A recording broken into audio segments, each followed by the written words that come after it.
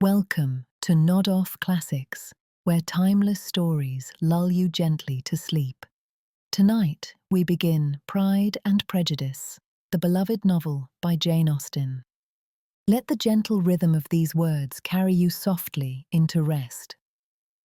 Now, find a comfortable position, let your eyes grow heavy, and allow yourself to drift away as we begin. Chapter 1. A Truth Universally Acknowledged. It is a truth universally acknowledged that a single man in possession of a good fortune must be in want of a wife. However little known the feelings or views of such a man may be on his first entering a neighbourhood, this truth is so well fixed in the minds of the surrounding families that he is considered the rightful property of some one or other of their daughters. "My dear Mr. Bennet," said his lady to him one day, "have you heard that Netherfield Park is let at last?" Mr. Bennet replied that he had not. "But it is," returned she, "for Mrs. Long has just been here, and she told me all about it." Mr. Bennet made no answer. "Do you not want to know who has taken it?" cried his wife impatiently. "You want to tell me, and I have no objection to hearing it." This was invitation enough. "Why, my dear, you must know. Mrs. Long says that Netherfield is taken by a young man of large fortune from the north of England. He came down on Monday in a chaise and four to see the place, and was so much delighted with it that he agreed with Mr. Morris immediately. He is to take possession before Michaelmas, and some of his servants are to be in the house by the end of next week." "What is his name?" "Bingley." "Is he married or single?" "Oh, single, my dear, to be sure. A single man of large fortune, 4,000 or 5,000 a year. What a fine thing for our girls!" "How so? How can it affect them?" "My dear Mr. Bennet," replied his wife, "how can you be so tiresome? You must know I am thinking of his marrying one of them." "Is that his design in settling here?" "Design? Nonsense! How can you talk so? But it is very likely that he may fall in love with one of them, and therefore you must visit him as soon as he comes." "I see no occasion for that. You and the girls may go, or you may send them by themselves, which perhaps will be still better, for as you are as handsome as any of them, Mr. Bingley may like you the best of the party." "My dear, you flatter me. I certainly have had my share of beauty, but I do not pretend to be anything extraordinary now.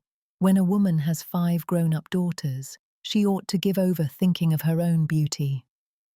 In such cases, a woman has not often much beauty to think of. But, my dear, you must indeed go and see Mr. Bingley when he comes into the neighbourhood. It is more than I engage for, I assure you. But consider your daughters. Only think what an establishment it would be for one of them. Sir William and Lady Lucas are determined to go merely on that account. You must visit him, for it will be impossible for us to visit him if you do not." "You are over-scrupulous, surely. I dare say Mr. Bingley will be very glad to see you, and I will send a few lines by you to assure him of my hearty consent to his marrying whichever he chooses of the girls, though I must throw in a good word for my little Lizzie. I desire you will do no such thing. Lizzie is not a bit better than the others, and I am sure she is not half so handsome as Jane, nor half so good-humoured as Lydia. But you are always giving her the preference." "They have none of them much to recommend them," he replied. "They are all silly and ignorant like other girls, but Lizzie has something more of quickness than her sisters." "Mr. Bennet, how can you abuse your own children in such a way? You take delight in vexing me. You have no compassion for my poor nerves." "You mistake me, my dear. I have a high respect for your nerves. They are my old friends. I have heard you mention them with consideration for the last 20 years at least. Ah, you do not know what I suffer. But I hope you will get over it and live to see many young men of 4,000 a year come into the neighbourhood. It will be no use to us if 20 such should come, since you will not visit them. Depend upon it, my dear, that when there are 20, I will visit them all." Mr. Bennet was so odd a mixture of quick parts, sarcastic humour, reserve, and caprice that the experience of 23 years had been insufficient to make his wife understand his character. Her mind was less difficult to develop. She was a woman of mean understanding, little information, and uncertain temper. When she was discontented, she fancied herself nervous. The business of her life was to get her daughters married. Its solace was visiting and news. Chapter 2. The Unexpected Visit. Mr. Bennet was among the earliest of those who waited on Mr. Bingley. He had always intended to visit him, though he had continually assured his wife that he would not. Until the evening after the visit was paid, she had no knowledge of it. It was then disclosed in the following manner. Observing his second daughter employed in trimming a hat, he suddenly addressed her with, "I hope Mr. Bingley will like it, Lizzie." "We are not in a way to know what Mr. Bingley likes," said her mother resentfully, "since we are not to visit." "But you forget, Mamma," said Elizabeth, "that we shall meet him at the assemblies, and that Mrs. Long promised to introduce him." "I do not believe Mrs. Long will do any such thing. She has 2 nieces of her own. She is a selfish, hypocritical woman, and I have no opinion of her." "No more have I," said Mr. Bennet, "and I am glad to find that you do not depend on her serving you." Mrs. Bennet deigned not to make any reply, but, unable to contain herself, began scolding one of her daughters.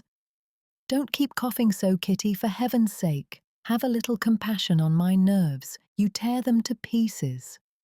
"Kitty has no discretion in her coughs," said her father. "She times them ill." "I do not cough for my own amusement," replied Kitty fretfully. "When is your next ball to be, Lizzie?" "Tomorrow fortnight." "Aye, so it is," cried her mother, "and Mrs. Long does not come back till the day before. So it will be impossible for her to introduce him, for she will not know him herself." "Then, my dear, you may have the advantage of your friend, and introduce Mr. Bingley to her." "Impossible, Mr. Bennet, impossible, when I am not acquainted with him myself. How can you be so teasing?" "I honour your circumspection. A fortnight's acquaintance is certainly very little. One cannot know what a man really is by the end of a fortnight. But if we do not venture, somebody else will. And after all, Mrs. Long and her nieces must stand their chance. And therefore, as she will think it an act of kindness, if you decline the office, I will take it on myself." The girls stared at their father. Mrs. Bennet said only, "Nonsense, nonsense." "What can be the meaning of that emphatic exclamation?" cried he. "Do you consider the forms of introduction and the stress that is laid on them as nonsense? I cannot quite agree with you there. What say you, Mary? For you are a young lady of deep reflection, I know, and read great books and make extracts." Mary wished to say something sensible, but knew not how. "While Mary is adjusting her ideas," he continued, "let us return to Mr. Bingley." "I am sick of Mr. Bingley," cried his wife. "I am sorry to hear that. But why did you not tell me that before? If I had known as much this morning, I certainly would not have called on him. It is very unlucky, but as I have actually paid the visit, we cannot escape the acquaintance now." The astonishment of the ladies was just what he wished, that of Mrs. Bennet perhaps surpassing the rest. Though when the first tumult of joy was over, she began to declare that it was exactly what she had expected all the while. "How good it was in you, my dear Mr. Bennet. But I knew I should persuade you at last. I was sure you loved your girls too well to neglect such an acquaintance. Well, how pleased I am. And it is such a good joke, too, that you should have gone this morning and never said a word about it till now." "Now, Kitty, you may cough as much as you choose," said Mr. Bennet, and he left the room, fatigued with the raptures of his wife. "What an excellent father you have, girls," said she, when the door was shut. "I do not know how you will ever make him amends for his kindness, or me either, for that matter. At our time of life, it is not so pleasant, I can tell you, to be making new acquaintances every day. But for your sakes, We would do anything. Lydia, my love, though you are the youngest, I dare say Mr. Bingley will dance with you at the next ball.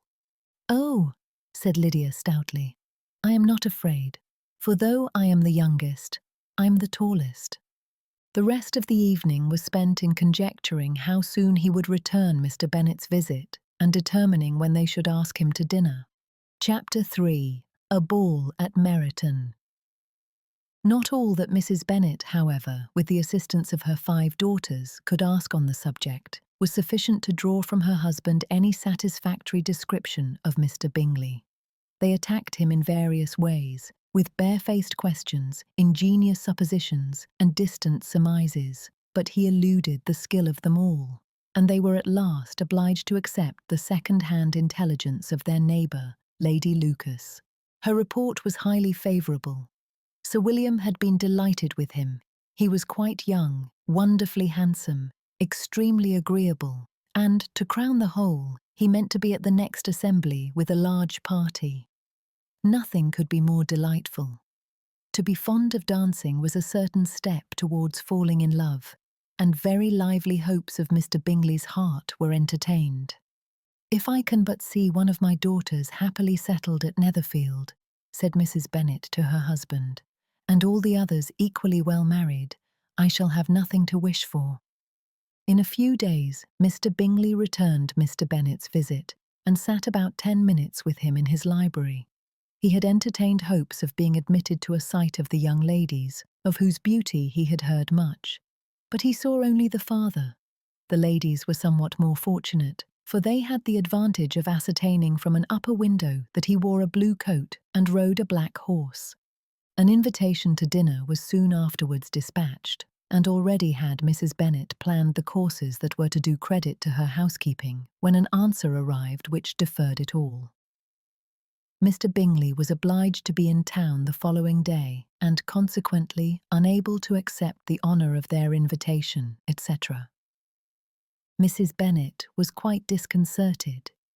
She could not imagine what business he could have in town so soon after his arrival in Hertfordshire, and she began to fear that he might be always flying about from one place to another and never settled at Netherfield as he ought to be. Lady Lucas quieted her fears a little by starting the idea of his being gone to London only to get a large party for the ball, and a report soon followed that Mr. Bingley was to bring 12 ladies and 7 gentlemen with him to the assembly. The girls grieved over such a number of ladies, but were comforted the day before the ball by hearing that instead of 12 he brought only 6 with him from London, his 5 sisters and a cousin. And when the party entered the assembly room, it consisted of only 5 altogether: Mr. Bingley, his 2 sisters, the husband of the eldest, and another young man. Mr. Bingley was good-looking and gentlemanlike. He had a pleasant countenance and easy, unaffected manners.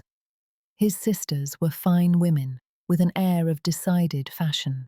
His brother-in-law, Mr. Hurst, merely looked the gentleman, but his friend Mr. Darcy soon drew the attention of the room by his fine, tall person, handsome features, noble mien, and the report which was in general circulation within 5 minutes after his entrance of his having 10,000 a year. The gentleman pronounced him to be a fine figure of a man. The ladies declared he was much handsomer than Mr. Bingley, and he was looked at with great admiration for about half the evening, till his manners gave a disgust which turned the tide of his popularity. For he was discovered to be proud, to be above his company, and above being pleased, and not all his large estate in Derbyshire could then save him from having a most forbidding, disagreeable countenance and being unworthy to be compared with his friend. Mr. Bingley had soon made himself acquainted with all the principal people in the room. He was lively and unreserved, danced every dance, was angry that the ball closed so early, and talked of giving one himself at Netherfield. Such amiable qualities must speak for themselves. What a contrast between him and his friend!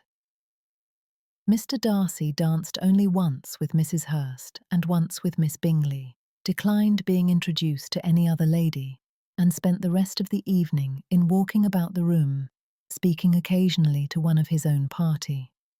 His character was decided. He was the proudest, most disagreeable man in the world, and everybody hoped that he would never come there again. Amongst the most violent against him was Mrs. Bennet, whose dislike of his general behaviour was sharpened into particular resentment by his having slighted one of her daughters.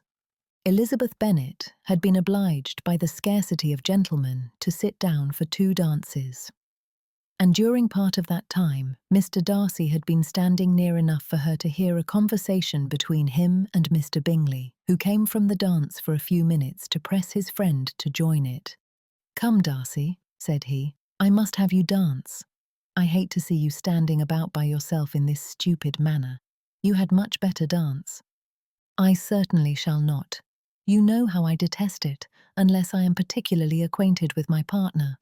At such an assembly as this, it would be insupportable.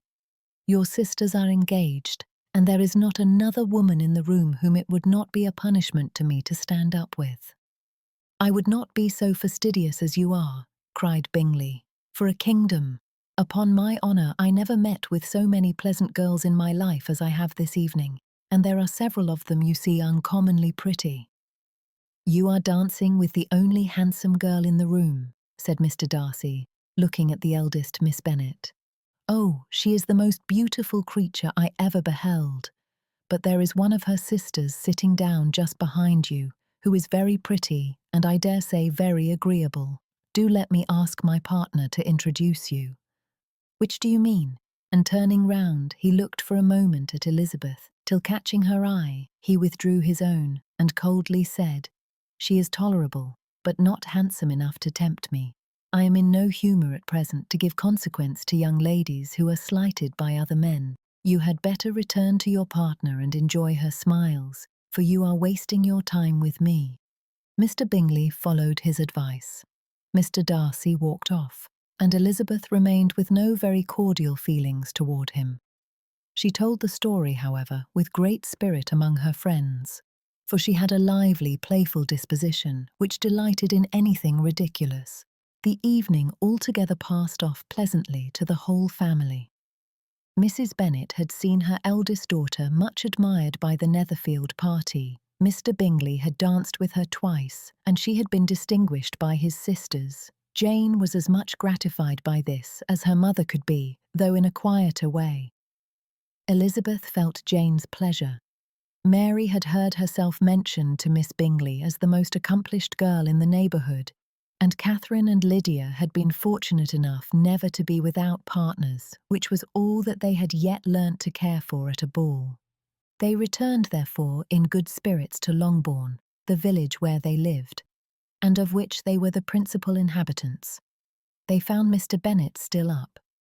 With a book he was regardless of time, and on the present occasion he had a good deal of curiosity as to the event of an evening which had raised such splendid expectations. He had rather hoped that his wife's views on the stranger would be disappointed, but he soon found out that he had a different story to hear. "Oh, my dear Mr. Bennet," as she entered the room, "we have had a most delightful evening, a most excellent ball. I wish you had been there. Jane was so admired. Nothing could be like it. Everybody said how well she looked, and Mr. Bingley thought her quite beautiful, and danced with her twice. Only think of that, my dear. He actually danced with her twice, and she was the only creature in the room that he asked a second time. First of all, he asked Miss Lucas. I was so vexed to see him stand up with her. But, however, he did not admire her at all. Indeed, nobody can, you know. And he seemed quite struck with Jane as she was going down the dance, so he inquired who she was and got introduced, and asked her for the 2 next. Then the 2 third he danced with Miss King, and the 2 fourth with Maria Lucas, and the 2 fifth with Jane again, and the 2 sixth with Lizzie and the Boulanger. "If he had had any compassion for me," cried her husband impatiently, "he would not have danced half so much. For God's sake, say no more of his partners. Oh, that he had sprained his ankle in the first dance." "Oh, my dear, I am quite delighted with him. He is so excessively handsome, and his sisters are charming women. I never in my life saw anything more elegant than their dresses. I dare say the lace upon Mrs. Hurst's gown." Here she was interrupted again. Mr. Bennet protested against any description of finery. She was therefore obliged to seek another branch of the subject, and related with much bitterness of spirit and some exaggeration the shocking rudeness of Mr. Darcy. "But I can assure you," she added, "that Lizzie does not lose much by not suiting his fancy, for he is a most disagreeable, horrid man, not at all worth pleasing. So high and so conceited that there was no enduring him. He walked here and he walked there, fancying himself so very great, not handsome enough to dance with. I wish you had been there, my dear, to have given him one of your set-downs. I quite detest the man." Chapter 4. First Impressions. When Jane and Elizabeth were alone, the former, who had been cautious in her praise of Mr. Bingley before, expressed to her sister how very much she admired him. "He is just what a young man ought to be," said she, "sensible, good-humoured, lively, and I never saw such happy manners, so much ease, with such perfect good breeding." "He is also handsome," replied Elizabeth, "which a young man ought likewise to be, if he possibly can. His character is thereby complete. I was very much flattered by his asking me to dance a second time. I did not expect such a compliment." "Did not you? I did for you, but that is one great difference between us. Compliments always take you by surprise, and me never. What could be more natural than his asking you again? He could not help seeing that you were 5 times as pretty as every other woman in the room. No thanks to his gallantry for that. Well, he certainly is very agreeable, and I give you leave to like him. You have liked many a stupider person." "Dear Lizzie, oh, you are a great deal too apt, you know, to like people in general. You never see a fault in anybody. All the world are good and agreeable in your eyes. I never heard you speak ill of a human being in your life." "I would not wish to be hasty in censuring anyone, but I always speak what I think." "I know you do, and it is that which makes the wonder, with your good sense, to be so honestly blind to the follies and nonsense of others. Affectation of candour is common enough. One meets it everywhere. But to be candid without ostentation or design, to take the good of everybody's character and make it still better and say nothing of the bad, belongs to you alone. And so you like this man's sisters too, do you? Their manners are not equal to his." "Certainly not, at first, but they are very pleasing women when you converse with them. Miss Bingley is to live with her brother and keep his house, and I am much mistaken if we shall not find a very charming neighbour in her." Elizabeth listened in silence, but was not convinced. Their behaviour at the assembly had not been calculated to please in general, and with more quickness of observation and less pliancy of temper than her sister, and with a judgment too unassailed by any attention to herself, she was very little disposed to approve them. They were in fact very fine ladies, not deficient in good humour when they were pleased, nor in the power of making themselves agreeable when they chose it, but proud and conceited. They were rather handsome, had been educated in one of the first private seminaries in town, had a fortune of £20,000, were in the habit of spending more than they ought and of associating with people of rank, and were therefore in every respect entitled to think well of themselves and meanly of others. They were of a respectable family in the north of England, a circumstance more deeply impressed on their memories than that their brother's fortune and their own had been acquired by trade. Mr. Bingley inherited property to the amount of nearly £100,000 from his father, who had intended to purchase an estate, but did not live to do it. Mr. Bingley intended it likewise, and sometimes made choice of his county. But as he was now provided with a good house and the liberty of a manor, it was doubtful to many of those who best knew the easiness of his temper, whether he might not spend the remainder of his days at Netherfield and leave the next generation to purchase. His sisters were anxious for his having an estate of his own. But though he was now established only as a tenant, Miss Bingley was by no means unwilling to preside at his table. Nor was Mrs. Hurst, who had married a man of more fashion than fortune, less disposed to consider his house as her home when it suited her. Mr. Bingley had not been of age 2 years when he was tempted by an accidental recommendation to look at Netherfield House. He did look at it and into it for half an hour, was pleased with the situation and the principal rooms, satisfied with what the owner said in its praise, and took it immediately. Between him and Darcy there was a very steady friendship in spite of a great opposition of character. Bingley was endeared to Darcy by the easiness, openness, and ductility of his temper, though no disposition could offer a greater contrast to his own, and though with his own he never appeared dissatisfied. On the strength of Darcy's regard, Bingley had the firmest reliance, and of his judgment the highest opinion. In understanding, Darcy was the superior. Bingley was by no means deficient, but Darcy was clever. He was at the same time haughty, reserved, and fastidious, and his manners, though well-bred, were not inviting. In that respect, his friend had greatly the advantage. Bingley was sure of being liked wherever he appeared. Darcy was continually giving offence. The manner in which they spoke of the Meryton assembly was sufficiently characteristic. Bingley had never met with more pleasant people or prettier girls in his life. Everybody had been most kind and attentive to him. There had been no formality, no stiffness. He had soon felt acquainted with all the room. And as to Miss Bennet, he could not conceive an angel more beautiful. Darcy, on the contrary, had seen a collection of people in whom there was little beauty and no fashion, for none of whom he had felt the smallest interest, and from none received either attention or pleasure. Miss Bennet he acknowledged to be pretty, but she smiled too much. Mrs. Hurst and her sister allowed it to be so, but still they admired her and liked her, and pronounced her to be a sweet girl, and one whom they would not object to know more of. Miss Bennet was therefore established as a sweet girl, and their brother felt authorised by such commendation to think of her as he chose. Chapter 5. A Clash of Judgments. Within a short walk of Longbourn lived a family with whom the Bennets were particularly intimate. Sir William Lucas had been formerly in trade in Meryton, where he had made a tolerable fortune, and risen to the honour of knighthood by an address to the king during his mayoralty. The distinction had perhaps been felt too strongly.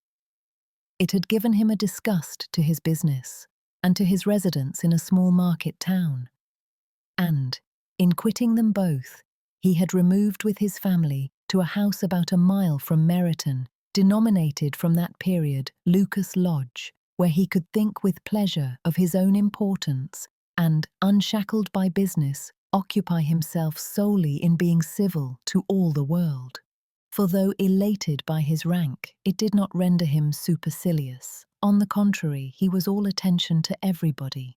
By nature inoffensive, friendly, and obliging, his presentation at St. James's had made him courteous. Lady Lucas was a very good kind of woman, not too clever to be a valuable neighbour to Mrs. Bennet. They had several children. The eldest of them, a sensible, intelligent young woman, about 27, was Elizabeth's intimate friend.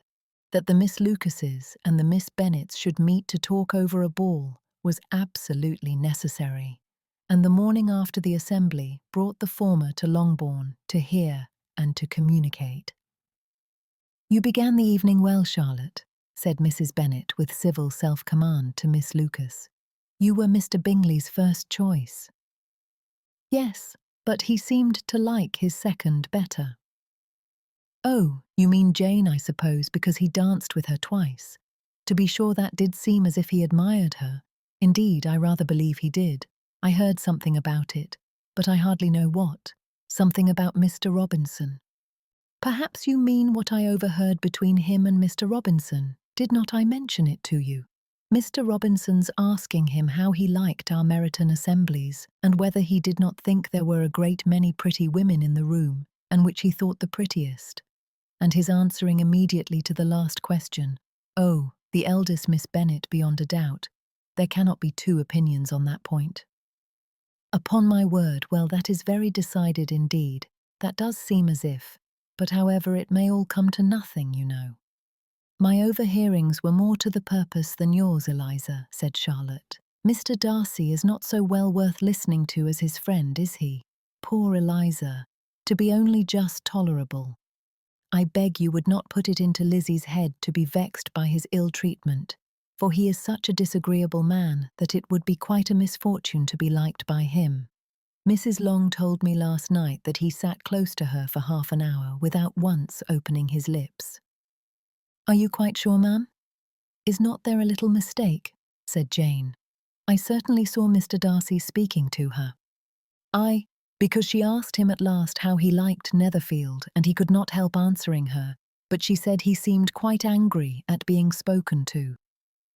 "Miss Bingley told me," said Jane, "that he never speaks much, unless among his intimate acquaintances. With them he is remarkably agreeable." "I do not believe a word of it, my dear. If he had been so very agreeable, he would have talked to Mrs. Long. But I can guess how it was. Everybody says that he is ate up with pride, and I dare say he had heard somehow that Mrs. Long does not keep a carriage, and had come to the ball in a hack chaise." "I do not mind his not talking to Mrs. Long," said Miss Lucas, "but I wish he had danced with Eliza." "Another time, Lizzie," said her mother. "I would not dance with him, if I were you." "I believe, ma'am, I may safely promise you never to dance with him." "His pride," said Miss Lucas, "does not offend me so much as pride often does, because there is an excuse for it.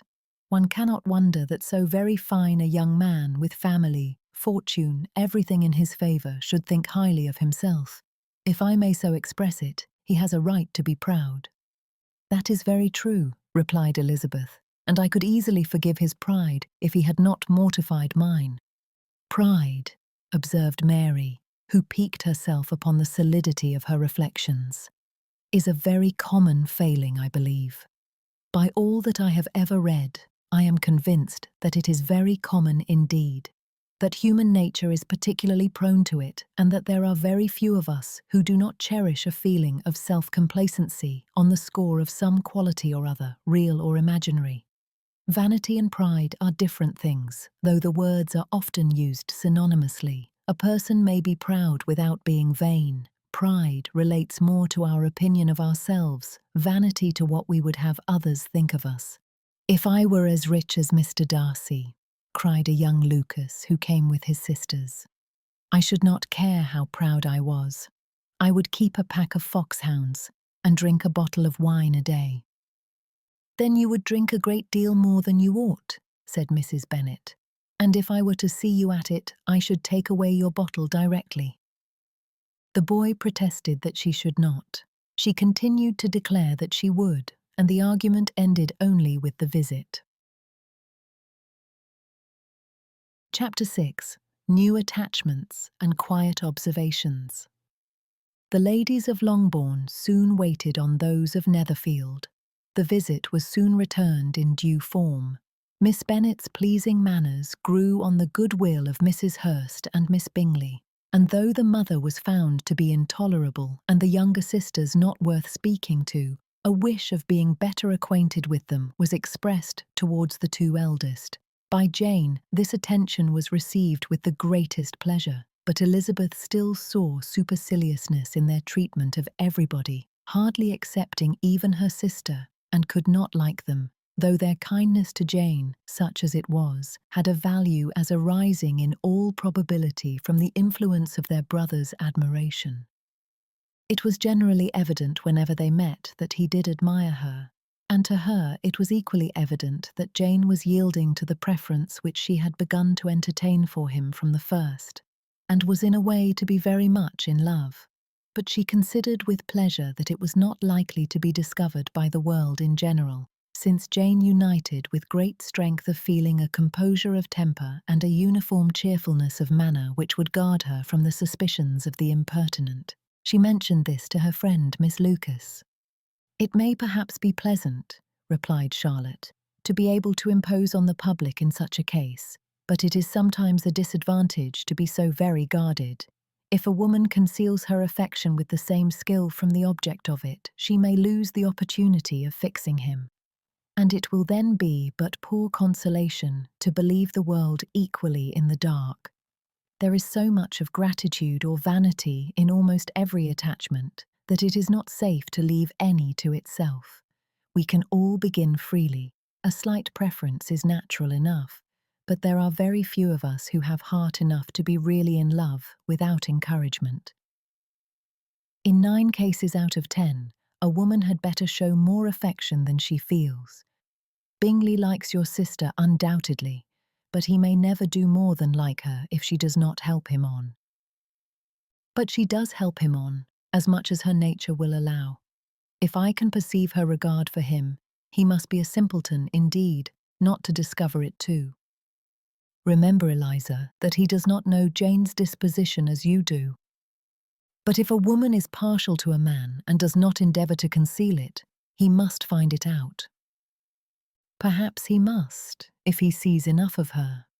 But though Bingley and Jane meet tolerably often, it is never for many hours together, and as they always see each other in large mixed parties, it is impossible that every moment should be employed in conversing together. Jane should therefore make the most of every half-hour in which she can command his attention. When she is secure of him, there will be more leisure for falling in love as much as she chooses. "Your plan is a good one," replied Elizabeth, "where nothing is in question but the desire of being well married. And if I were determined to get a rich husband, or any husband, I dare say I should adopt it. But these are not Jane's feelings. She is not acting by design. As yet, she cannot even be certain of the degree of her own regard, nor of its reasonableness. She has known him only a fortnight. She danced 4 dances with him at Meryton. She saw him one morning at his own house, and has since dined in company with him 4 times. This is not quite enough to make her understand his character. Not as you represent it. Had she merely dined with him, she might only have discovered whether he had a good appetite. But you must remember that 4 evenings have also been spent together, and 4 evenings may do a great deal. Yes, these 4 evenings have enabled them to ascertain that they both like Meryton better than commerce. But with respect to any other leading characteristic, I do not imagine that much has been unfolded.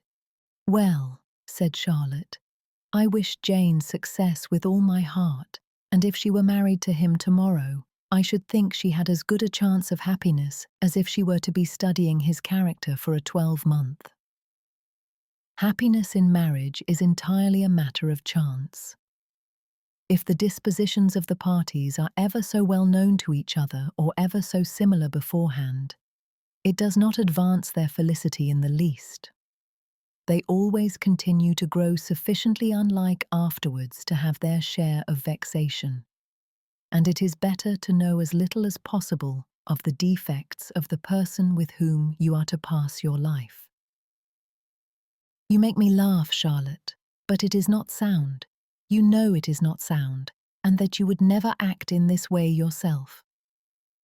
Occupied in observing Mr. Bingley's attentions to her sister, Elizabeth was far from suspecting that she was herself becoming an object of some interest in the eyes of his friend. Mr. Darcy had at first scarcely allowed her to be pretty. He had looked at her without admiration at the ball, and when they next met, he looked at her only to criticize. But no sooner had he made it clear to himself and his friends that she had hardly a good feature in her face than he began to find it was rendered uncommonly intelligent by the beautiful expression of her dark eyes. To this discovery succeeded some others equally mortifying. Though he had detected with a critical eye more than one failure of perfect symmetry in her form, he was forced to acknowledge her figure to be light and pleasing, and in spite of his asserting that her manners were not those of the fashionable world, he was caught by their easy playfulness. Of this she was perfectly unaware. To her he was only the man who had made himself agreeable nowhere, and who had not thought her handsome enough to dance with. He began to wish to know more of her, and, as a step towards conversing with her himself, attended to her conversation with others. His doing so drew her notice. It was at Sir William Lucas's, where a large party were assembled. "What does Mr. Darcy mean," said she to Charlotte, "by listening to my conversation with Colonel Forster?" "That is a question which Mr. Darcy only can answer. But if he does it any more, I shall certainly let him know that I see what he is about. He has a very satirical eye, and if I do not begin by being impertinent myself, I shall soon grow afraid of him." On his approaching them soon afterwards, though without seeming to have any intention of speaking, Miss Lucas defied her friend to mention such a subject to him, which immediately provoking Elizabeth to do it, she turned to him and said, "Did not you think, Mr. Darcy, that I expressed myself uncommonly well just now, when I was teasing Colonel Forster to give us a ball at Meryton? With great energy, but it is always a subject which makes a lady energetic. You are severe on us." "It will be her turn soon to be teased," said Miss Lucas. "I am going to open the instrument, Eliza, and you know what follows. You are a very strange creature by way of a friend, always wanting me to play and sing before anybody and everybody. If my vanity had taken a musical turn, you would have been invaluable. But as it is, I would really rather not sit down before those who must be in the habit of hearing the very best performers." On Miss Lucas's persevering, however, she added, "Very well, if it must be so, it must." And gravely glancing at Mr. Darcy, "There is a fine old saying which everybody here is of course familiar with. Keep your breath to cool your porridge, and I shall keep mine to swell my song." Her performance was pleasing, though by no means capital. After a song or two, and before she could reply to the entreaties of several that she would sing again, she was eagerly succeeded at the instrument by her sister Mary, who, having, in consequence of being the only plain one in the family, worked hard for knowledge and accomplishments, was always impatient for display. Mary had neither genius nor taste, and though vanity had given her application, it had given her likewise a pedantic air and conceited manner, which would have injured a higher degree of excellence than she had reached. Elizabeth, easy and unaffected, had been listened to with much more pleasure, though not playing half so well, and Mary, at the end of a long concerto, was glad to purchase praise and gratitude by Scotch and Irish airs, at the request of her younger sisters, who, with some of the Lucases and 2 or 3 officers, joined eagerly in dancing at one end of the room. Mr. Darcy stood near them in silent indignation at such a mode of passing the evening, to the exclusion of all conversation, and was too much engrossed by his thoughts to perceive that Sir William Lucas was his neighbour till Sir William thus began. "What a charming amusement for young people this is, Mr. Darcy. There is nothing like dancing after all. I consider it as one of the first refinements of polished society." "Certainly, sir. And it has the advantage also of being in vogue amongst the less polished societies of the world. Every savage can dance." Sir William only smiled. "Your friend performs delightfully," he continued after a pause, on seeing Bingley join the group, "and I doubt not that you are an adept in the science yourself, Mr. Darcy." "You saw me dance at Meryton, I believe, sir?" "Yes, indeed, and received no inconsiderable pleasure from the sight. Do you often dance at St. James's?" "Never, sir." "Do you not think it would be a proper compliment to the place?" "It is a compliment which I never pay to any place if I can avoid it." "You have a house in town, I conclude?" Mr. Darcy bowed. "I had once had some thought of fixing in town myself, for I am fond of superior society, but I did not feel quite certain that the air of London would agree with Lady Lucas." He paused in hopes of an answer, but his companion was not disposed to make any, and Elizabeth at that instant moving towards them, he was struck with the action of doing a very gallant thing, and called out to her, "My dear Miss Eliza, why are you not dancing? Mr. Darcy, you must allow me to present this young lady to you as a very desirable partner. You cannot refuse to dance, I am sure, when so much beauty is before you." And taking her hand, he would have given it to Mr. Darcy, who, though extremely surprised, was not unwilling to receive it, when she instantly drew back, and said with some discomposure to Sir William, "Indeed, sir, I have not the least intention of dancing. I entreat you not to suppose that I moved this way in order to beg for a partner." Mr. Darcy, with grave propriety, requested to be allowed the honour of her hand, but in vain. Elizabeth was determined, nor did Sir William at all shake her purpose by his attempt at persuasion. "You excel so much in the dance, Miss Eliza, that it is cruel to deny me the happiness of seeing you, and though this gentleman dislikes the amusement in general, he can have no objection, I am sure, to oblige us for 1/2 hour." "Mr. Darcy is all politeness," said Elizabeth, smiling. "He is indeed, but considering the inducement, my dear Miss Eliza, we cannot wonder at his complaisance, for who would object to such a partner?" Elizabeth looked archly and turned away. Her resistance had not injured her with the gentleman, and he was thinking of her with some complacency when thus accosted by Miss Bingley. "I can guess the subject of your reverie." "I should imagine not. You are considering how insupportable it would be to pass many evenings in this manner, in such society, and indeed I am quite of your opinion. I was never more annoyed. The insipidity, and yet the noise, the nothingness, and yet the self-importance of all those people. What would I give to hear your strictures on them? Your conjecture is totally wrong, I assure you. My mind was more agreeably engaged. I have been meditating on the very great pleasure which a pair of fine eyes in the face of a pretty woman can bestow." Miss Bingley immediately fixed her eyes on his face and desired he would tell her what lady had the credit of inspiring such reflections. Mr. Darcy replied with great intrepidity, "Miss Elizabeth Bennet." "Miss Elizabeth Bennet," repeated Miss Bingley. "I am all astonishment. How long has she been such a favourite? And pray, when am I to wish you joy?" "That is exactly the question which I expected you to ask. A lady's imagination is very rapid. It jumps from admiration to love, from love to matrimony in a moment. I knew you would be wishing me joy. Nay, if you are serious about it, I shall consider the matter as absolutely settled. You will be having a charming mother-in-law indeed, and of course, she will always be at Pemberley with you." He listened to her with perfect indifference while she chose to entertain herself in this manner, and as his composure convinced her that all was safe, her wit flowed long. Chapter 7. A Visit, a Cold, and Mr. Darcy's Changing Glance.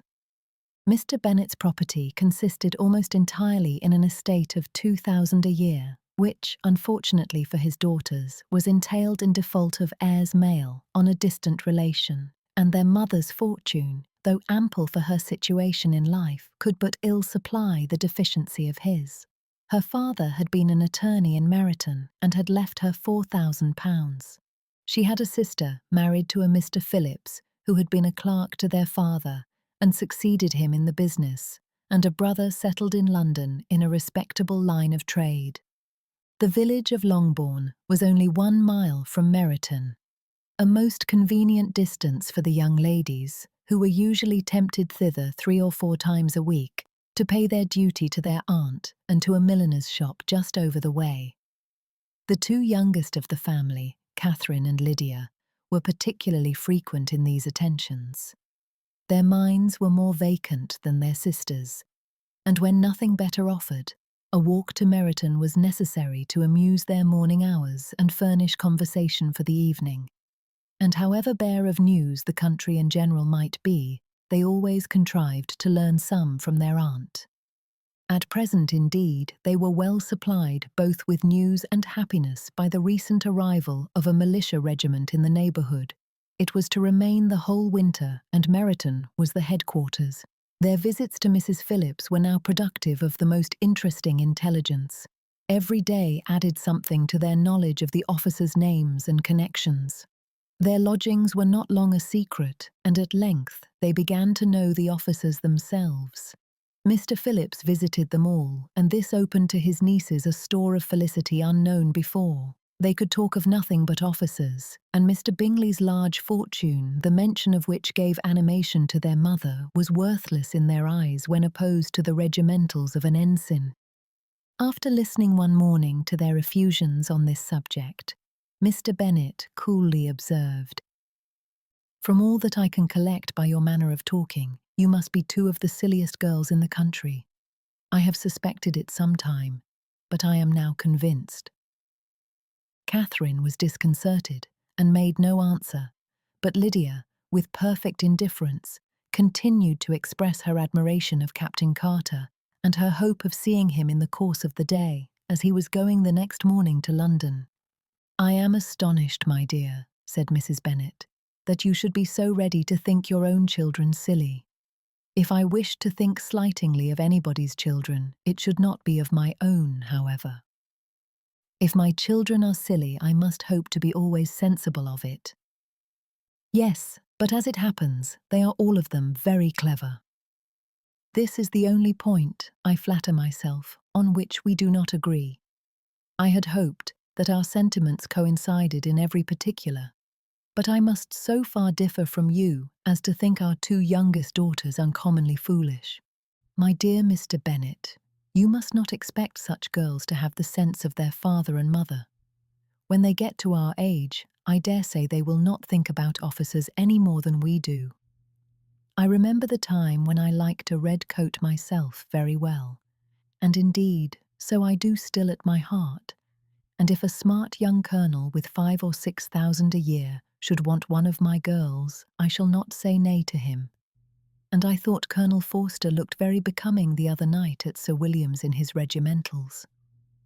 "Mamma," cried Lydia, "my aunt says that Colonel Forster and Captain Carter do not go so often to Miss Watson's as they did when they first came. She sees them now very often standing in Clark's library." Mrs. Bennet was prevented replying by the entrance of the footman with a note for Miss Bennet. It came from Netherfield, and the servant waited for an answer. Mrs. Bennet's eyes sparkled with pleasure, and she was eagerly calling out, while her daughter read, "Well, Jane, who is it from? What is it about? What does he say? Well, Jane, make haste and tell us. Make haste, my love." "It is from Miss Bingley," said Jane, and then read it aloud. "My dear friend, if you are not so compassionate as to dine today with Louisa and me, we shall be in danger of hating each other for the rest of our lives, for a whole day's tête-à-tête between two women can never end without a quarrel. Come as soon as you can on receipt of this. My brother and the gentlemen are to dine with the officers. Yours ever, Caroline Bingley." "With the officers?" cried Lydia. "I wonder my aunt did not tell us of that." "Dining out," said Mrs. Bennet. "That is very unlucky." "Can I have the carriage?" said Jane. "No, my dear, you had better go on horseback because it seems likely to rain, and then you must stay all night." "That would be a good scheme," said Elizabeth, "if you were sure that they would not offer to send her home." "Oh, but the gentlemen will have Mr. Bingley's chaise to go to Meryton, and the Hursts have no horses to theirs. I had much rather go in the coach." "But, my dear, your father cannot spare the horses, I am sure. They are wanted in the farm, Mr. Bennet, are they not?" "They are wanted in the farm much oftener than I can get them." "But if you have got them today," said Elizabeth, "my mother's purpose will be answered." She did at last extort from her father an acknowledgment that the horses were engaged. Jane was therefore obliged to go on horseback, and her mother attended her to the door with many cheerful prognostics of a bad day. Her hopes were answered. Jane had not been gone long before it rained hard. Her sisters were uneasy for her, but her mother was delighted. The rain continued the whole evening without intermission. Jane certainly could not come back. "This was a lucky idea of mine indeed," said Mrs. Bennet more than once, as if the credit of making it rain were all her own. Till the next morning, however, she was not aware of all the felicity of her contrivance. Breakfast was scarcely over when a servant from Netherfield brought the following note for Elizabeth. "My dearest Lizzie, I find myself very unwell this morning, which I suppose is to be imputed to my getting wet through yesterday. My kind friends will not hear of my returning till I am better. They insist also on my seeing Mr. Jones, Therefore do not be alarmed if you should hear of his having been to me, and excepting a sore throat and headache, there is not much the matter with me. Yours, etc. Well, my dear, said Mr. Bennet when Elizabeth had read the note aloud, if your daughter should have a dangerous fit of illness, if she should die, it would be a comfort to know that it was all in pursuit of Mr. Bingley and under your orders. Oh, I am not afraid of her dying. People do not die of little trifling colds. She will be taken good care of. As long as she stays there, it is all very well. I would go and see her if I could have the carriage. Elizabeth, feeling really anxious, was determined to go to her, though the carriage was not to be had, and as she was no horsewoman, walking was her only alternative. She declared her resolution. "How can you be so silly," cried her mother, "as to think of such a thing in all this dirt? You will not be fit to be seen when you get there." "I shall be very fit to see Jane, which is all I want." "Is this a hint to me, Lizzie," said her father, "to send for the horses?" "No, indeed, I do not wish to avoid the walk. The distance is nothing when one has a motive, only 3 miles. I shall be back by dinner."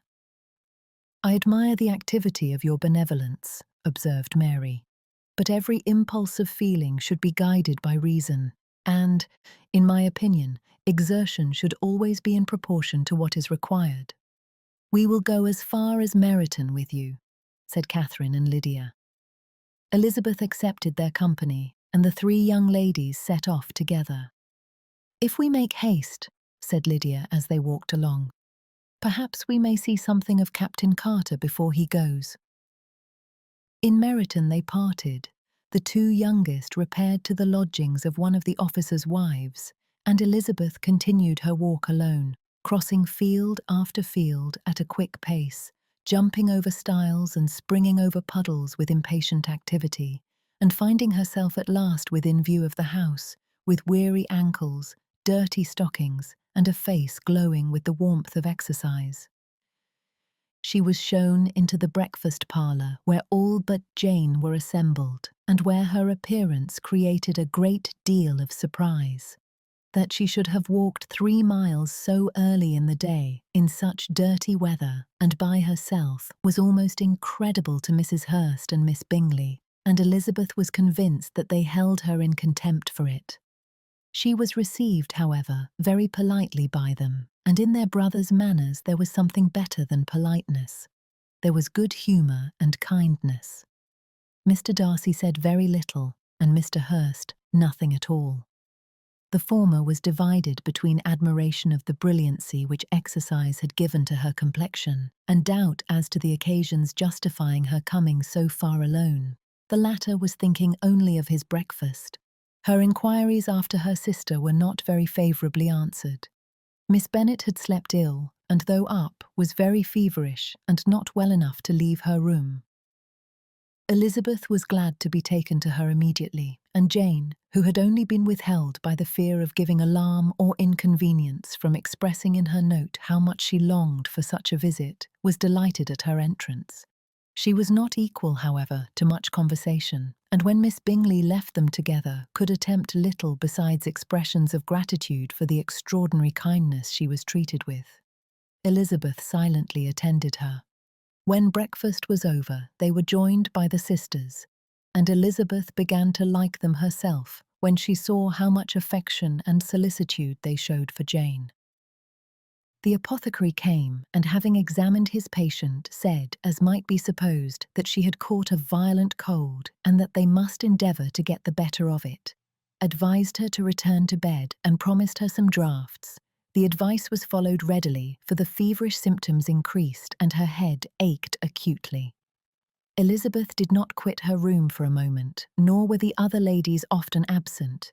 The gentlemen being out, they had, in fact, nothing to do elsewhere. When the clock struck 3, Elizabeth felt that she must go, and very unwillingly said so. Miss Bingley offered her the carriage, and she only wanted a little pressing to accept it, when Jane testified such concern in parting with her, that Miss Bingley was obliged to convert the offer of the chaise to an invitation to remain at Netherfield for the present. Elizabeth most thankfully consented, and a servant was dispatched to Longbourn to acquaint the family with her stay and bring back a supply of clothes.